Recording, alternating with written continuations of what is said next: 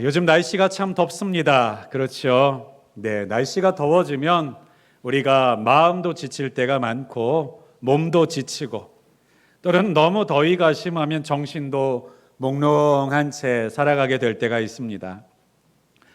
그런데 이 여름을 누구는 난 안 더워 하시는 분들이 혹시 있는가요? 더운 여름이 되면 누구나 다 덥기 마련입니다. 그 더위가 누구에게나 버겁고 삶의 질을 떨어뜨릴 때가 참 많이 있죠.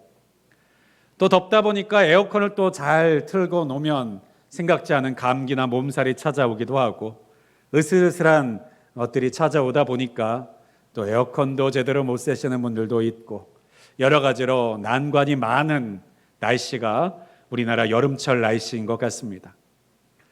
우리나라 여름철 날씨가 얼마나 더운지요, 저는 예전에 알아봤습니다. 예전에 제가 인도로 선교를 갔다 온 적이 있었는데요, 그때 알았습니다. 인도의 공항에서 덥다라고 하면서 비행기를 탔는데 인천공항에 내리니까요 더 더워요. 그렇습니다. 이 만만치 않은 날씨 가운데서도 살아가시고 또 신앙생활 하시는 여러분, 날마다 하나님께서 어떠한 곳보다 더 많은 은혜와 능력을 주시기를 주님의 이름으로 축복합니다. 특별히 누구에게나 더운 여름이지만 저의 학창시절 때 들었던 이야기가 생각이 나요. 수능을 준비할 때 저희 공부하는 제 친구들이나 이런 아이들한테 선생님들이 항상 하는 말이 있었어요. 수능 시험의 승부는 여름에 결정된다. 수능 시험의 점수는 여름에 결정된다라고 하는 이야기예요. 아니, 여름이 뭐라고 그게 여름에 결정됩니까? 그 얘긴즉슨 이것입니다. 여름엔 다 공부하기 힘들다는 거예요. 그런데요, 그 더운 여름에 공부한 사람이 마지막에 좋은 결실을 얻게 된다라는 것이죠. 좋은 날씨인 봄과 가을에는 누구나 다 열심히 공부한다는 것입니다. 그런데요, 날씨가 안 좋을 때, 공부하기 힘들 때 제대로 열심히 공부한 사람이 바로 다른 사람들보다 더 좋은 결과를 얻게 된다라고 하는 뜻이었어요. 그러니까요, 실제로 그런 일들이 정말 많이 일어났었습니다. 공부를 하다 보면 상반기에 두각을 나타내지 못하던 아이들이요, 여름방학을 어떻게 보내고 왔는지 갑자기 가을부터 성적이 쭉쭉 올라가서 다른 친구들 등수를 초월해버리고 하는 일들이 왕왕 벌어졌던 거예요. 그렇습니다.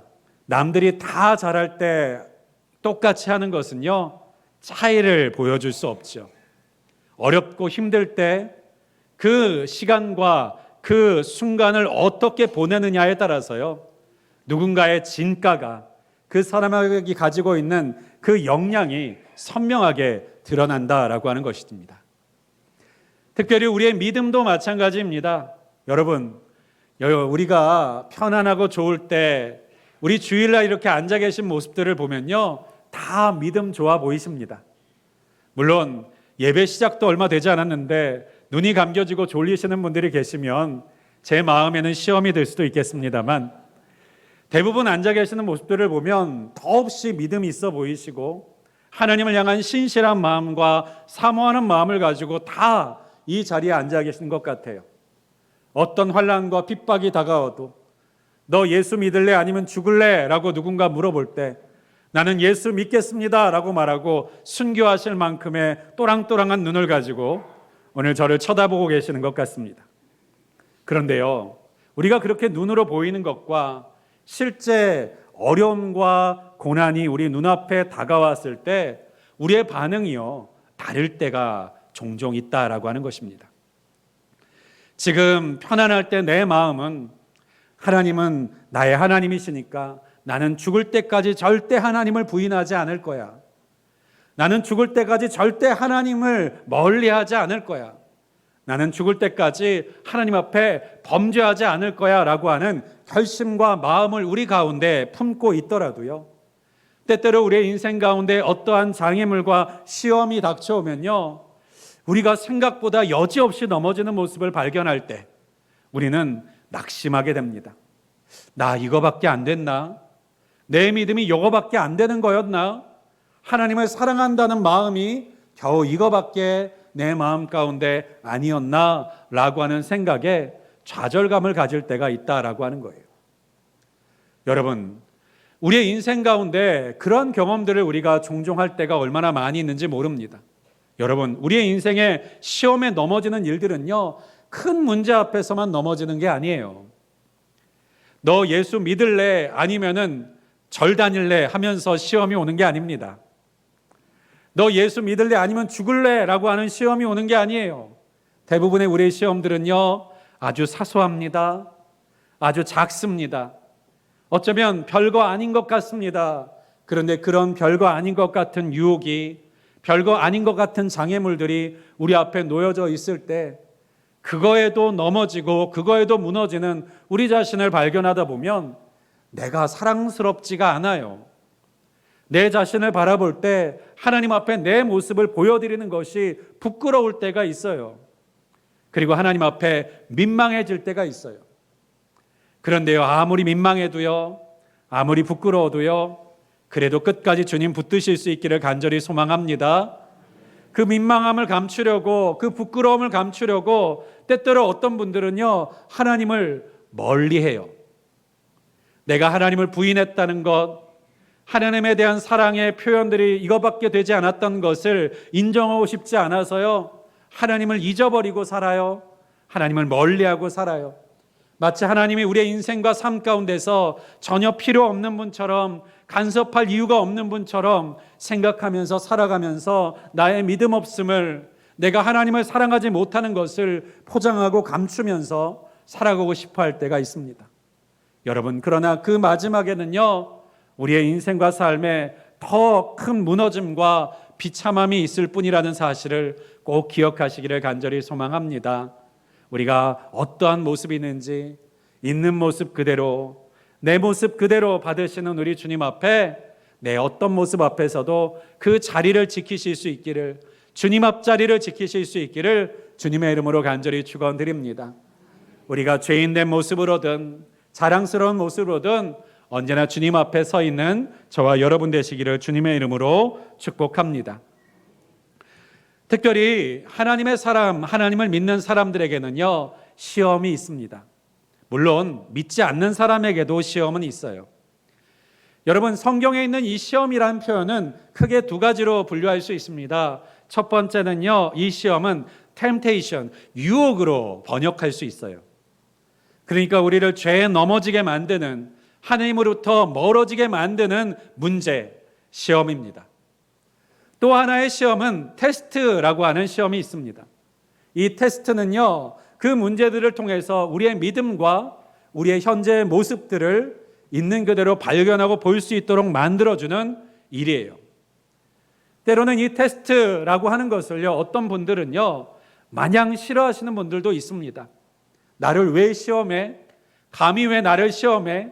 때로는 하나님이 왜 나를 믿지 못하시고 왜 시험하고 계셔? 라고 시험이 드시는 분들도 있는데, 여러분, 테스트의 목적은요, 하나님께서 우리를 시험하시는 것이 아니라 우리로 하여금 우리를 볼 수 있게 만드는 시험이라는 사실을 여러분 꼭 기억해 주십시오. 하나님은 우리를 이미 알고 계십니다. 우리의 믿음의 분량도 이미 알고 계세요. 그러니까 성경에는 우리가 감당할 만한 시험만을 주신다고 말씀하시지 않겠습니까? 우리의 믿음이 어느 정도인지를 아시니까 그 믿음에 감당할 만한 시험을 주시는 것이지, 우리의 믿음을 측정하시지를 하나님께서 못하신다면 어떻게 감당할 수 있는지, 감당할 수 없는지 하나님께서 어떻게 알고 그와 같은 시험들을 우리에게 주실 수 있겠어요? 그렇습니다. 하나님이 우리에게 주시는 테스트는 우리가 알게 하시기 위한 테스트입니다. 왜 우리를 알게 하시기 위한 테스트를 주실까요? 우리는 끊임없이 우리를 포장하기 때문이에요. 때로는 우리 스스로를 끊임없이 낮춰보고 무시하기 때문입니다. 때로는 교만함 때문에요, 우리는 우리의 자신보다 내 능력과 내 의지가 더 큰 것처럼 포장합니다. 때로는 나 혼자서 나를 바라볼 때는 다소 객관적이고 냉정하게 될 때도 있지만, 다른 사람 앞에서 나를 낮추는 일들은요, 죽기보다 싫은 자존심 상하는 일이라고 생각하실 때도 많이 있어요. 그러다 보니까요, 사람들 앞에서 내 자신이 믿음 있는 사람처럼 내 자신을 포장하다 보면요, 어느새 그 거짓말이, 그 포장이 마치 나인 것처럼 착각하게 되고, 진짜 내 믿음이 어디에 있는 것인지, 진짜 내 신앙의 자리가 어디에 있는 것인지를 잊어버린 채 착각하면서 살아갈 때가 있는 것입니다. 또 한편으로는 내 믿음과 하나님이 주신 은혜를 너무 낮춰보는 문제들이 있는 거예요. 특별히 완벽주의가 있는 분들이 이런 경우가 많이 있는데요, 내 믿음과 내 신앙, 하나님을 향한 우리의 마음들을요 너무 낮춰보는 거예요. 나 같은 게 하나님을 어떻게 사랑할 수 있겠어? 나 같은 게 하나님의 일을 어떻게 감당할 수 있겠어? 나 같은 것을 하나님께서 왜 관심 갖고 지켜보시겠어? 라고 더없이 한없이 자기 자신을 낮춰볼 때도 있다는 것이죠. 그래서 하나님께서는 우리에게 테스트를 주십니다. 내 믿음이 어디 있는지를 점검해 보기 위한 테스트를 주세요. 그런데 이 테스트는요, 때로는 또 두 가지로 나누어질 수 있습니다. 한 가지의 테스트는요, 고난과 시험과 시련과 핍박을 통해서 내 믿음을 점검하게 하시는 거예요. 핍박과 시련 앞에서 우리는 우리의 믿음에 솔직하게 됩니다. 우리의 포장으로는 그 핍박과 고난을 견뎌내는 것이 버겁기에 우리는 우리의 가라앉아 있는 우리의 본 모습이 어려움 속에서 드러날 수밖에 없어요. 그래서 예전에 연애하시는 분들 보면 같이 등산을 가라는 이야기들이 있었습니다. 왜 등산을 가야 될까요? 호연지기를 기르기 위해서요? 아니요. 산을 오르다 보면 힘드니까 그 각자의 인격이 나온다는 거예요. 사람은 힘들 때 그 사람의 본 모습이 나온다라고 하는 것이기에 결혼하기 전에 꼭 등산을 가보라, 힘든 여행을 한번 경험해봐라, 바로 이러한 말들을 하는 것입니다. 그렇습니다. 우리는 편할 때는요, 우리의 본 모습을 보기가 참 쉽지 않습니다. 그래서요, 우리는 힘들 때 우리의 본 모습이 드러나요. 그래서 그 본 모습을 보여주시려고 하나님은 때때로 우리의 죄 때문이 아니더라도, 우리의 허물 때문이 아니더라도 우리에게 어려움을 주실 때가 있다라고 하는 거예요. 또 한 가지 하나님의 시험은요, 우리에게 넘치는 것을 주시는 것입니다. 여러분, 하나님의 시험, 때로는 마귀의 유혹은요, 힘든 일만 우리에게 주지 않아요. 여러분, 어떤 시험이 있는 줄 아십니까? 형통한 시험이 있습니다. 모든 일이 내가 원하는 대로 되어지는 거예요.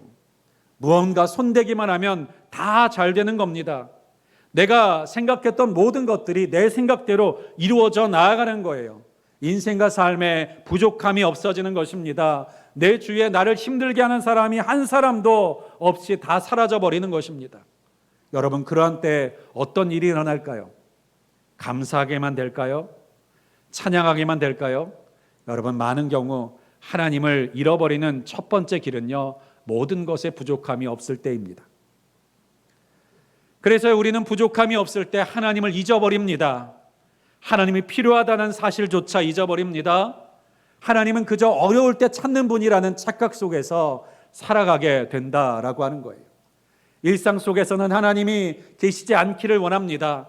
마치 자취하는 아들, 딸들이요, 평소에는 엄마 아빠가 내 자취방에 안 오기를 원하지만 월세가 떨어지고 자취방에 문제가 생겼을 때는 가장 먼저 달려와 주기를 원하는 것처럼, 우리의 인생 가운데서도 그냥 평소에는 나를 그냥 내 마음대로 살게 내버려 뒀으면, 어려울 때만 그때만 잠깐 와서 나를 도와줬으면 하는 마음으로 하나님을 대하는 것, 그것이 우리의 시험을 통해서 내 믿음의 자리를, 내 믿음의 현주소를 발견하게 만들어 간다라고 하는 것입니다. 그래서요, 오늘 본문의 2절에 있는 말씀에 보면요, 이 시험을 우리가 어떻게 받아들이면서 살아야 되는지에 대해서 우리에게 명확하게 설명해 주고 있습니다. 2절 말씀입니다. 내 형제들아, 너희가 여러 가지 시험을 당하거든 온전히 기쁘게 여기라. 여러분, 시험으로 인하여서 우리에게 끼쳐오는 피해, 상처, 어려움, 스트레스가 여러분 기쁜 것은 아닌 것에 틀림없습니다. 혹시 여러분 아픈 것이 즐거우십니까? 저하고 병원을 좀 가보셔야 될 것 같습니다. 정상적인 반응은 아닙니다. 여러분, 고통스러운데 즐거우십니까? 그러면은 정말 치료가 필요하십니다. 왜냐하면 너무 힘드셔서 지금 상황이 반대로 이해가 되고 계시는 것일지도 모르는 것이기 때문입니다.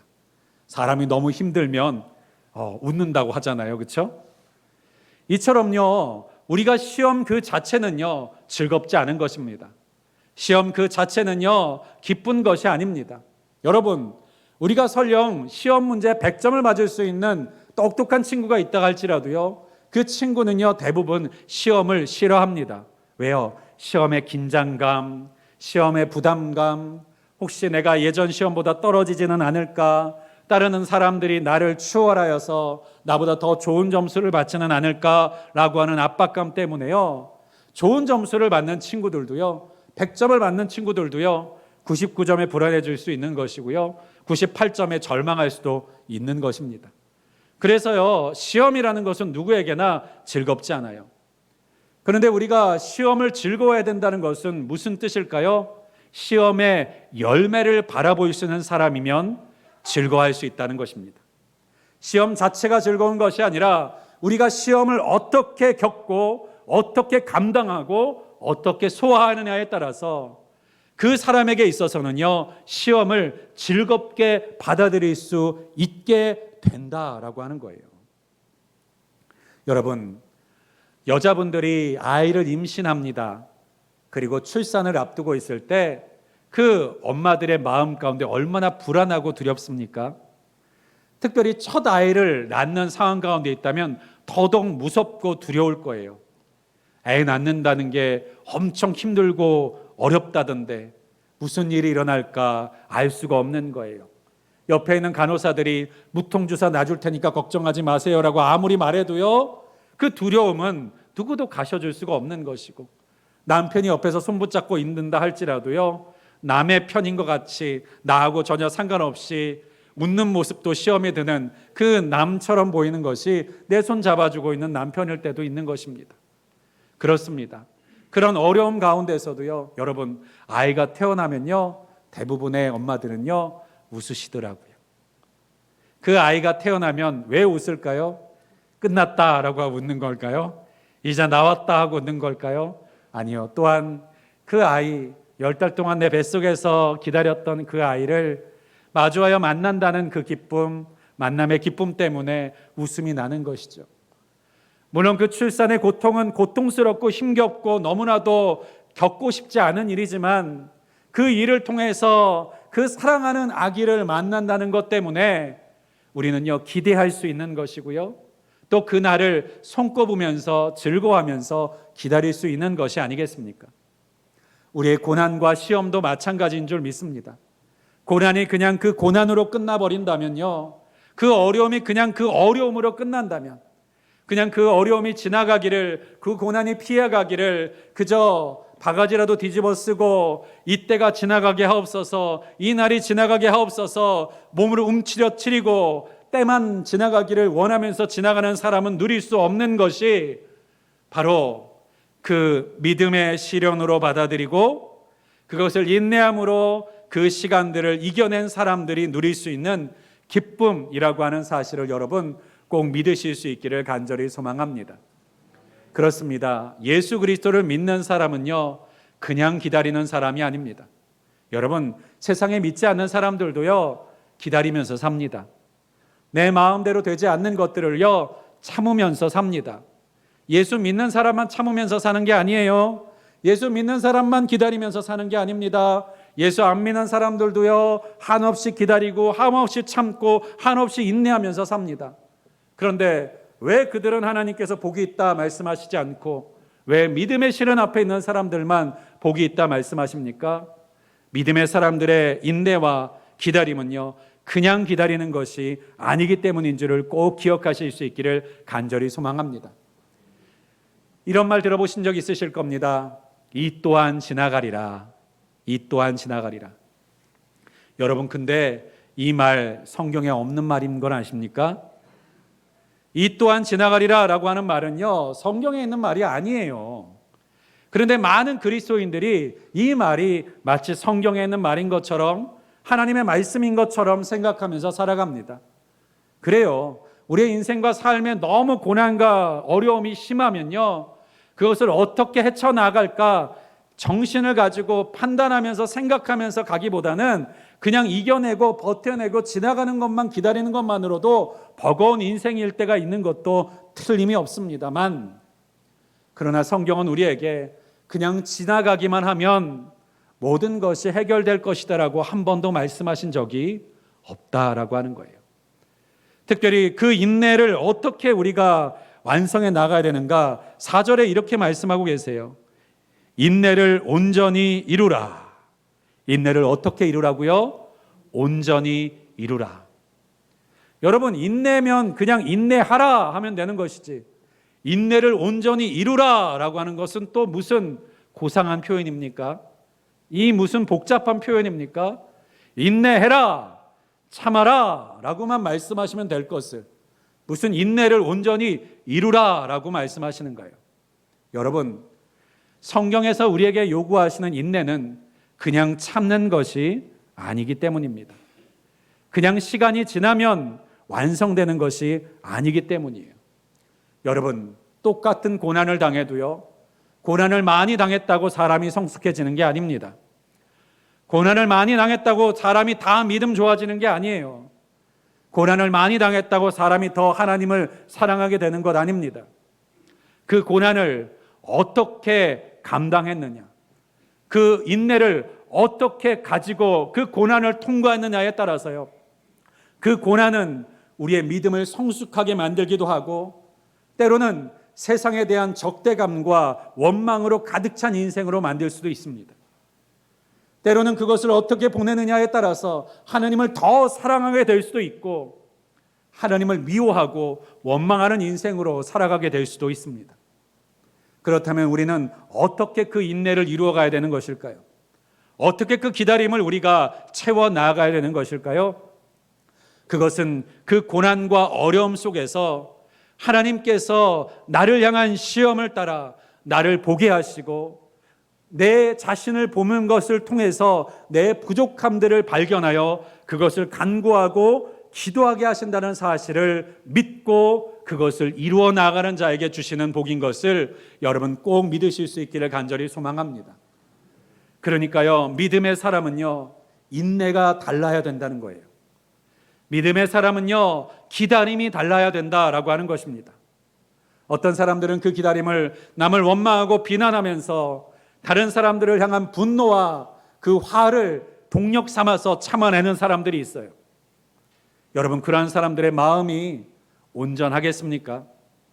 그 일들이 다 지나간 뒤에 그 사람의 마음이 정말 평화로울 수 있을까요? 때로는 그냥 침묵하고 조용히 참기만 하는 인생으로 살아가는 인생들도 있습니다. 옛날에 조선시대 때 보면 그런 얘기 있잖아요. 시집가면 귀머거리 3년, 벙어리 3년, 그 다음 소경 3년인가요? 한 9년쯤 아무것도 안 보이는 사람처럼, 아무것도 안 들리는 사람처럼, 말 못하는 사람처럼 사는 게 시집살이라고 얘기를 하셨다던데, 여러분, 그렇게 인내하면 어떤 것이 남습니까? 한이 남죠. 그렇게 인내하고 참으면서 살면 그래서 한이 남습니다. 그래서 조선시대 여인들의 심정과 마음을 한이라고 하는 한 단어로 표현하고 있지 않습니까? 그런데요, 하나님께서 왜 이와 같은 시험을 주셨는지를 알면 우리는요, 그 시험을 이길 수 있게 된다라고 하는 거예요. 하나님께서 이 문제를 왜 나에게 허락하셨는지를 깨닫게 되면 우리는 그 고난과 어려움을 통해서 무너져 내리는 것이 아니라 오히려 쌓아 올려지고 성숙될 수 있다라고 우리에게 말씀하고 계시는 거예요. 그래서요, 4절에도요, 이 인내를 통해서 하나님이 무엇을 이루어가기를 원하시는가? 너희로 온전하고 구비하여 조금 더 부족함이 없게 하려 함이라. 재산을 채워주시려고 한다는 게 아닙니다. 이 고난을 이기면 집안에 전자제품을 채워주시기 위해서 이 시험을 주신다는 뜻이 아니고요, 네 통장을 채워주기 위해서 이런 고난을 주신다는 뜻이 아니에요. 온전함은 무엇에 대한 온전함입니까? 우리의 성품에 대한 온전함이에요. 우리의 인격에 대한 온전함을 말하고 있는 것입니다. 세상의 온전함이라고 표현할 수 있는 것은 어떤 것밖에 없어요? 우리 주 예수 그리스도밖에 없습니다. 오직 하나님만이 완전한 분이세요. 그렇다면 우리로 하여금 온전하고 구비하여 조금도 부족함이 없게 되어지는 것은 누구를 닮는 모습이 되는 것입니까? 하나님을 닮는 모습, 예수 그리스도를 닮는 모습이 되어지도록 하나님께서 우리에게 주시는 것이 무엇이다? 시험이라고 우리에게 말씀하고 계시는 거예요. 그러니까요, 시험이 닥쳐오면요, 우리가 해야 될 것은요, 어떻게든 이 시험에서 빠져나오려고 발버둥 치는 것만이 방법이 아닙니다. 이 시험을 누가 줬는지 그 사람을 원망하고 그 원인이 된 사람들을 찾아내는 것이 방법이 아닙니다. 이 시험을 통해서 나를 예수 그리스도를 닮은 사람으로, 하나님의 성품으로 만들어 나아가시고자 하는 하나님의 뜻을 알고, 때로는 그것이 마귀의 유혹과 사단의 미혹이라 할지라도 악한 것조차도 선으로 바꿔내실 수 있는 하나님을 기대하면서 그 유혹조차도, 우리의 넘어짐조차도 하나님의 인격으로, 하나님의 성품으로 만들어 나아가는 재료로 삼아 나아가는 사람, 그것이 바로 믿음의 사람이라는 것을 꼭 기억하시기를 간절히 소망합니다. 그래서 이 믿음에 거하는 사람은요, 어떤 인내 속에서도, 어떤 기다림 속에서도요, 그 모든 것을 선을 이루는 도구로 만들어 나아간다는 거예요. 때로는 내가 전혀 이해할 수 없는, 전혀 납득할 수 없는 문제들이 우리의 삶 가운데 찾아올 때에도요, 우리는 그것에 대한 답을 하나님 앞에 고백할 수 있는 사람이 된다라고 하는 것입니다. 때로는 내 자신이 받아들일 수 없고, 때로는 하나님이 왜 이러한 어려움들을 내 인생과 삶 속에서 멈추지 않고 주시는지 깨달을 수가 없을 때, 그럼 우리는 어떻게 해야 되는가요? 5절에 있는 말씀입니다. 너희 중에 누구든지 지혜가 부족하거든 모든 사람에게 후히 주시고 꾸짖지 아니하시는 하나님께 구하라. 그리하면 주시리라. 여러분, 이 지혜는요, 똑똑함이 아닙니다. 이 지혜는요, 좋은 대학, 좋은 회사를 들어가는 지혜에 대해서 말하고 있는 것이 아닙니다. 인내의 때, 시험의 때, 그것이 왜 내게 찾아오게 되었는지, 이것을 통해서 나를 어떻게 만들어 가기를 원하시는지, 그 하나님의 지혜를 구하는 것이 오늘 5절에서 말씀하고 있는 우리에게 구하라 하시는 지혜, 우리에게 간구하라고 하시는 기도라는 사실을 여러분 꼭 기억하셔야만 합니다. 똑똑한 사람이라고 해서 고난을 이기는 것이 아닙니다. 세상에 지식이 많은 사람이라고 해서 어려움을 더 잘 넘어갈 수 있는 것이 아닙니다. 하나님의 이 지혜를 가진 자만이 어려움을 해석해낼 수 있고, 또한 이 하나님의 지혜를 가진 자만이 고난 속에서도 나를 만들어 가시는 하나님의 목표와 목적과 손길과 그 청사진을 발견해 나아갈 수 있다라고 하는 거예요. 말씀을 정리하고자 합니다. 사랑하는 여러분, 우리는 인생 가운데서 고난이 없기를 위해서 기도합니다. 안타깝지만 그 기도는 응답되지 않을 겁니다. 아무런 문제가 없기를 위해서 기도합니다. 그러나 기도는 하나님의 뜻과 항상 일치할 수 없는 기도라는 것을 우리는 인정할 수밖에 없는 때가 분명히 찾아오게 될 것입니다. 그럴 때 우리가 구해야 될 기도의 제목은 무엇인가요? 우리가 평안할 때든지, 때로는 시험 가운데 있든지, 때로는 내가 해결할 수 없는 어려움과 문제 앞에 있을 때에도 이 일을 허락하신 하나님의 선하신 계획과 방법과 목적을 알게 하여 주시옵소서. 그래서 이 문제가 다 지나간 뒤에 잿더미만 남은 쑥대밭이 된 내 인생을 발견하는 것이 아니라 그 속에서 새로운 비전, 새로운 역사, 새로운 하나님의 일하심을 세워 나아가는 새로운 출발이 이루어져 나아갈 수 있도록 도와달라고 기도하는 우리가 되어야 될 줄을 믿습니다. 그래서 지난 시간에 우리가 스바냐서 3장에 있는 말씀도 함께 나누지 않았습니까? 내 손을 늘어뜨리지 말라. 언제 내 손을 늘어뜨리지 말라고 하셨어요? 심판이 다 지나간 뒤에, 징계를 겪을 만큼 겪은 뒤에, 하나님의 멸망시킴을 경험하고 경험한 뒤에 낙심하지 말고 내 손을 늘어뜨리지 말아라.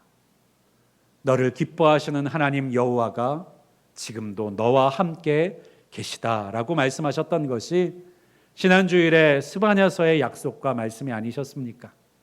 사랑하는 여러분, 어떤 인내의 순간에도 우리의 간구를 듣기 위해서 기다리시는 우리 주님을 보실 수 있기를 주님의 이름으로 축복합니다.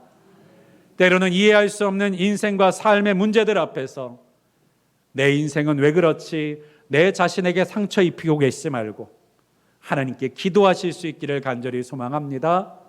그 어려움을 통해서 하나님을 닮은 인격으로, 하나님을 닮은 성품으로 완성되어져가는, 만들어져가는 저와 여러분이 되실 수 있기를 또한 주님의 이름으로 간절히 축원드리겠습니다. 기도하겠습니다. 전능하시고 분명히 살아계신 하나님 감사합니다.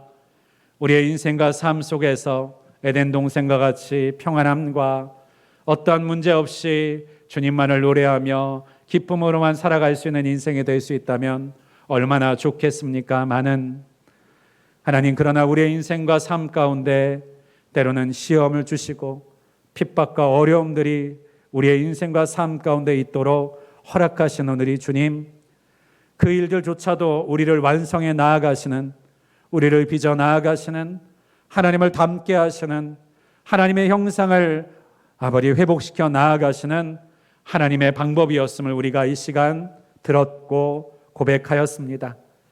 전능하신 하나님, 우리의 마음으로는 어려움은 피하고 싶지만 그 어려움이 우리가 꼭 지나가야 할 길이라면 감당할 수 있는 힘을 허락하여 주십시오.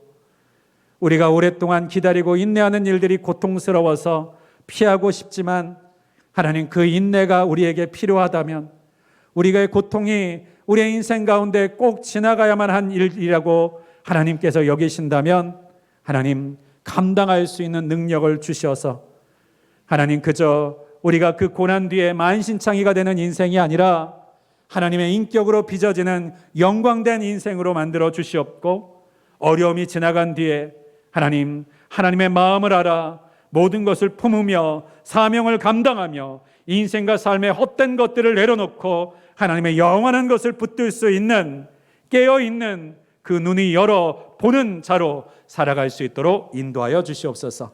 예수 그리스도의 이름으로 간절히 기도하였습니다. 아멘.